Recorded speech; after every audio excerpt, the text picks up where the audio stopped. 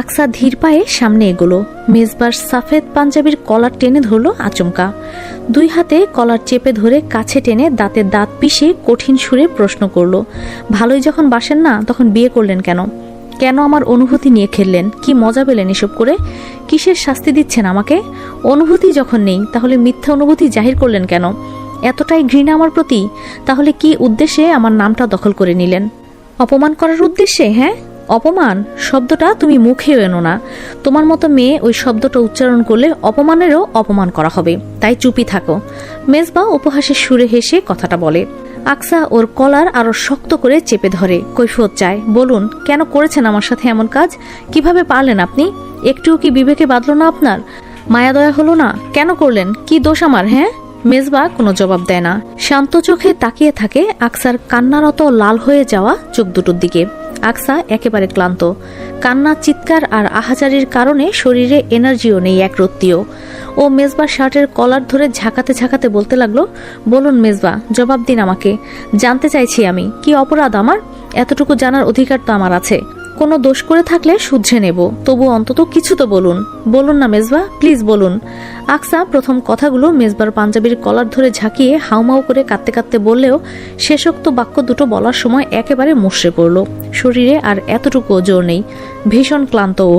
আকসা মেজবার বুকের ওপর ঠাই দিয়ে পড়ে রইল, পাঞ্জাবির কলার তখনও দুই হাতে আঁকড়ে ধরে রাখা। আকসা চোখ বুজে এবার চিকন সুরে কাঁদছে এবং বিড়বিড় করছে, বলুন না মেজবা, বলুন না প্লিজ। মেজবা ওর পিঠে হাত দিয়ে পাজাকোলা করে নিয়ে বিছানায় হেলান দিয়ে শুইয়ে দেয়।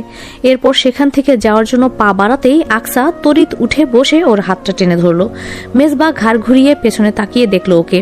আকসা নিভে যাওয়া কণ্ঠে বলল, আমাকে এভাবে অপমান করার কারণ না বলে আপনি যেতে পারবেন না কোথাও, আমি যেতে দেব না আপনাকে। মেজবা ফ্লোরে পা ফেলে বিছানার ওপরে আকসার সামনে বসলো। তারপর সামান্য হেসে বলল, অপমান? তুমি তো একদিন করেছিলে আমাকে, তাই না? মনে আছে 5 বছর আগের সেই ঘটনা? তুমি ভুলে গেলেও আমি আজও কিন্তু ভুলে যাইনি। আকসা অসহায়ের মতো বলল, সেটার জন্য তো আমি আপনার কাছে ক্ষমা চেয়েছি মেজবা, অনুতপ্ত আমি। তারপরেও কেন সেই কথা আসছে? অনুতপ্ত? আর তুমি অনুতপ্ত এবং লজ্জিত হলে অন্তত আমাকে বিয়ে করতে চাইতে না। সেদিন কি বলেছিলে যেন? তুমি আমাকে ভালোবাসো? হাস্যকর, তুমি মেয়েটা ভীষণ স্বার্থপর। তুমি কাউকে ভালোবাসতেই পারো না। ইরফানের বোন যে কিভাবে হলে? যাই হোক, একটা কথা শুনে রাখো আকসা, সব ভুলের ক্ষমা হয় না। একজনকে সব দিক থেকে ভেঙে চুরে দিয়ে ক্ষমা পাওয়ার আশা করাটা বোকামি। আঘাতটা আমার এখানে লেগেছিল আকসা, দেখতে পাচ্ছ তো, ঠিক এখানে। আর এখানে যখন আঘাত লাগে না, পৃথিবীর সব কিছু তখন তুচ্ছ লাগে। কোনো কিছু এই আঘাত সরাতে পারে না। একজন শান্ত মানুষও অশান্ত হয়ে যায়, পৃথিবীর সব ঝড় তাকে গ্রাস করে ফেলে। একজন শীতল হৃদয়ের মানুষও কঠিন পাথরে পরিণত হয়, যেমনটা তুমি আমাকে তৈরি করেছো, কঠিন পাথরে। এই হৃদয়ে এখন আর কোনো কিছুই অবশিষ্ট নেই, তাকিয়ে দেখো। মেজবা আঙ্গুল বুকের বাপাশে ঠুকে আকসাকে কথাগুলো বলল। আকসা হতবিহ্বল হয়ে তাকিয়ে রইল মেজবার দিকে। মেজবাকে দেখে এখন ওর মনে হচ্ছে লোকটা অনেক বেশি আঘাতপ্রাপ্ত এবং ক্ষতবিক্ষত হয়ে এখন জ্বলন্ত আগ্নেয়গিরিতে পরিণত হয়েছে, যার ভেতরকার লাভা যে কোনো কিছু পুড়িয়ে ছারখার করে দিতে পারে। মেজবা পুনরায় হিসিয়ে বলল, ক্ষমা করা কি এতই সহজ আকসা? তুমি যেই ভুল করেছো সেটার আদৌ ক্ষমা হবে? অবশ্য ভুল বললেও ভুল হবে। তুমি যেটা করেছিলে সেটা জেনে শুনে সজ্ঞানে, এবং সজ্ঞানে করা কাজকে ভুল নয় বরং অন্যায় বলা হয়। সেদিন আমাকে স্বাভাবিকভাবে রিজেক্ট করে দিলে পারতে, সেটাও আমি মেনে নিতাম, কিন্তু তুমি সেটা করনি। ইচ্ছাকৃতভাবে উচ্চবাচ্য করেছো, একটা বাজে সিন ক্রিয়েট করে আমাকে চরম অপমানিত করার চেষ্টা করেছিলে। 17 বছরের মেয়ে কচি খুকি হয় নাকি? তুমি নিজের বিবেককে প্রশ্ন করে দেখো, তোমার সেদিনের কাজটা সামান্য ছিল কিনা। তোমার এই অন্যায়ের কোনো ক্ষমা নেই, তবে সাজা অবশ্যই আছে। তোমাকে আমি বিয়ে করেছি ঠিকই, কিন্তু কোনোদিন ছুঁয়েও দেখব না।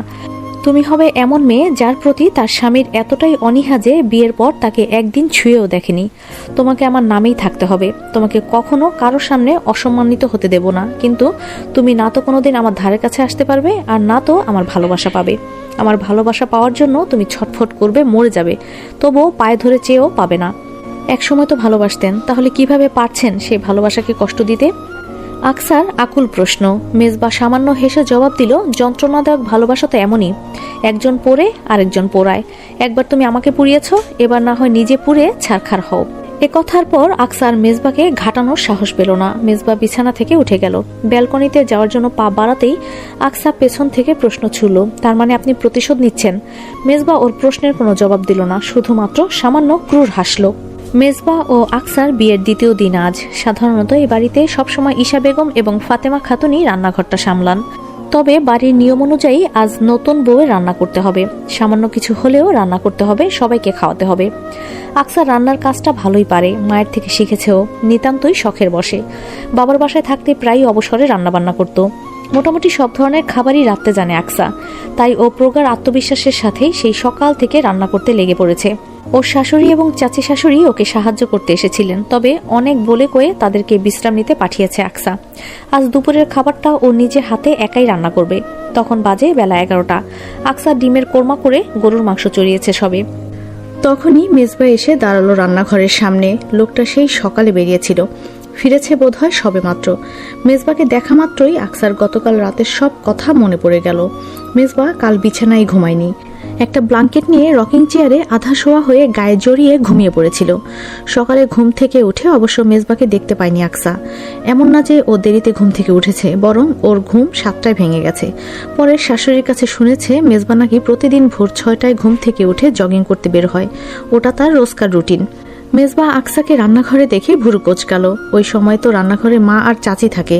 আকসাকে আশা করেনি মেজবা। গতকাল রাতের সমস্ত ঘটনা, আঘাত, ক্ষত এখনো সারেনি। তবুও সম্পর্কটা স্বাভাবিক করার আশায় ও মেজবার সাথে কথা বলল। মেজবাকে জিজ্ঞাসা করলো, আপনার কিছু লাগবে? তুমি এখানে কেন? আকসার প্রশ্নের জবাব না দিয়ে পাল্টা প্রশ্ন করলো মেজবা। আকসা বিড়বিড় করে জবাব দিল, রান্না করছিলাম, মাথা ব্যথা করছে প্রচন্ড। মামুনি, মামুনি কোথায় তুমি?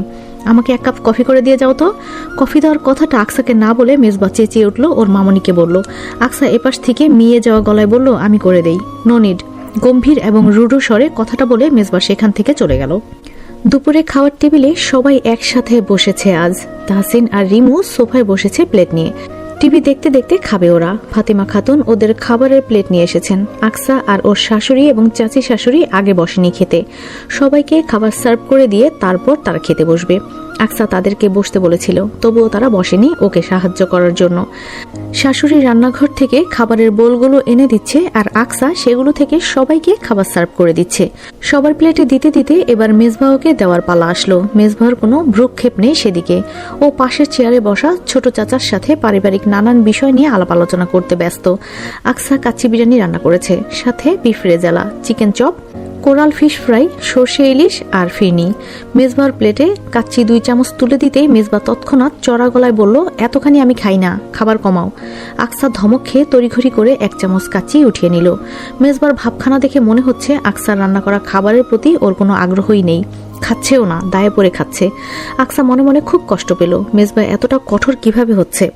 অথচ সবার সামনে দেখে বোঝাই দায় যে ওদের স্বামী স্ত্রীর সম্পর্কটা স্বাভাবিক নয়। মেজবা কারো সামনে আকসার সাথে দুটো কথাও বলে না। আকসা ভেতরে ভেতরে পুরে সারখার হয়ে যাচ্ছে মেজবার এহেন আচরণে। আকসা রিমু আর তাহসিনের সাথে ঘরে বসে লুডু খেলছিল সন্ধ্যায়।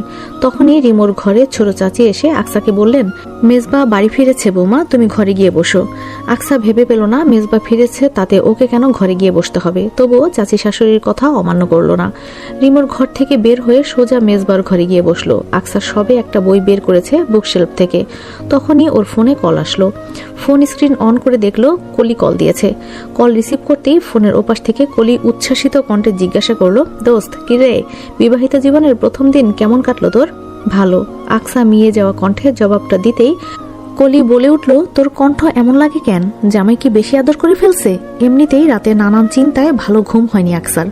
মেজবা রাতে ওর কাছে আসা তো দূর, ভালোভাবে কথা অবধি বলেনি, বরং যে আচরণ করেছে তাতে আকসার গতকালের রাত হয়ে দাঁড়িয়েছে জীবনের সবচেয়ে স্মরণীয় জঘন্য রাত। তারপরও কলির এমন প্রশ্ন, মেজাজটা চড়া হয়ে উঠল আকসার।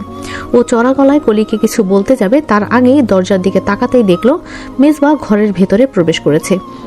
আকসা চাপা স্বরে কলিকে বলল, পরে কথা বলছি তোর সাথে, রাখছি এখন। আকসা কল কেটে দিল। মেজবা এসে সোজা ফ্রেশ হতে চলে গেল। এটা ওর রোজকার নিয়ম। মেজবা বের হতেই আকসা এগিয়ে গিয়ে দাঁড়ালো ওর সামনে। বুকে হাত গুজে দাঁড়িয়ে মেজবাকে প্রশ্ন করলো, কোথায় ছিলেন? কেন?